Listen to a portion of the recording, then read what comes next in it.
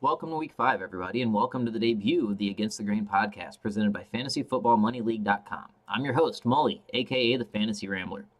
The purpose of Against the Grain is to help you get some contrarian picks in your lineup, some guys that aren't going to be widely owned, and help you get ahead of the curve in the event that they go off. Now, again, these guys aren't widely owned, so they're riskier. They're not widely owned for a reason.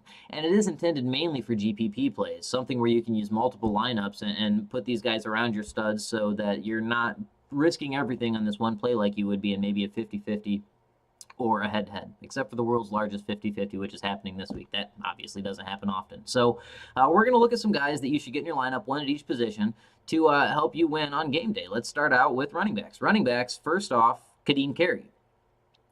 KaDeem Carey is second fiddle to Matt Forte, but he's also much less expensive. He's $3,000 this week versus $7,800. They're going up against Carolina, and Carolina has been awful against the run the past couple of weeks, allowing 391 yards. So I like the matchup. He's going to get some touches and some opportunity there, and I'm sure that a lot of people are going to be on Forte versus Carey in this one. So he's a guy that you could stick in your lineup and could absolutely break one off and do more so than I think anybody expects. So could put you ahead of the curve in one of your lineups. Next up, we've got our wide receiver this week. It's Mohamed Sanu. Now, the Bengals are visiting the Patriots this week, which are number one against opposing wide receivers on DraftKings, but the receivers they've faced have played for Oakland, Miami, Minnesota, and Kansas City. Not a lot of threats there.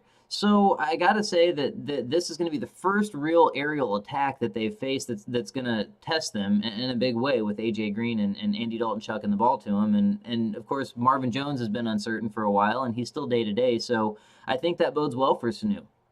Sanu could definitely get some touches in this one, and I think that he's a guy that you need to get in your lineups and look for him on game day to actually have a bigger than expected day. Next, we're going to stay with that game. We're going to go to quarterbacks. We're going to look at Tom Brady. Now, I think preseason, nobody would have expected Tom Brady to be on a list like this, but I don't think a lot of people would have expected the Patriots to play the way they've been playing. Who knew that Logan Mankins was the key to that entire team?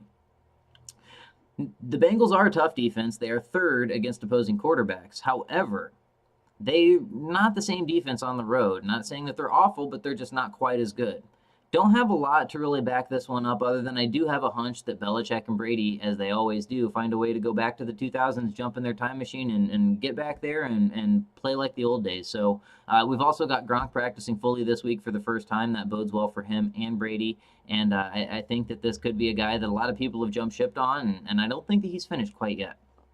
Next up, tight ends, we're going to look at Zach Ertz.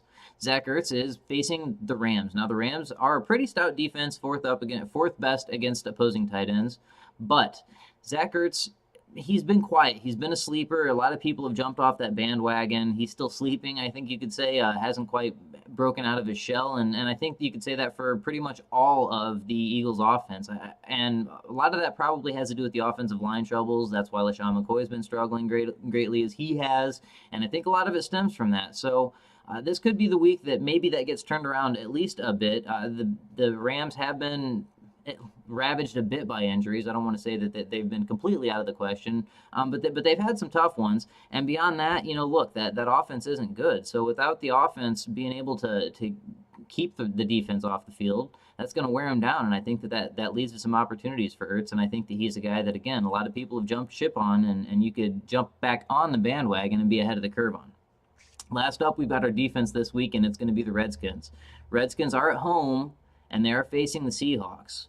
Now, obviously, Seattle is a good team, but Seattle doesn't travel as well as they play at home. I think that's basically clear on their record last year and what they've done so far this year with their only loss coming on the road against the Chargers. So they're not the same team, and their best aspect is probably their run game when it comes to their offense, and the best aspect of the Redskins' defense is their rush defense. They're eighth best against the run. So this is a good matchup for them, and while I'm not going to say that I think Washington's going to win this game, I do think that they can keep it close and keep it pretty low scoring. So I do like them in this matchup, and again, I'm sure a lot of people are going to be on the other side of the ball when it comes to picking a defense from that matchup. So just some contrarian picks. Again, we're going against the grain here, coming up with some guys that you might want to get in your lineup and a lot of people aren't going to be using. So tread cautiously if you are playing in 50-50s and head-to-heads. Once again, I do caution you there. And if you have any other questions, you can find me at Fantasy Rambler on Twitter. I also like to troll on the official company site, or the official company Twitter, I guess I should say. That's at FF Money League. And of course, visit the site so you can read this article and leave comments and troll me there. And that's fantasyfootballmoneyleague.com. So again, thanks for watching. This has been the Against the Grain podcast, and I'm your host, Molly, saying good luck this week in all your contests.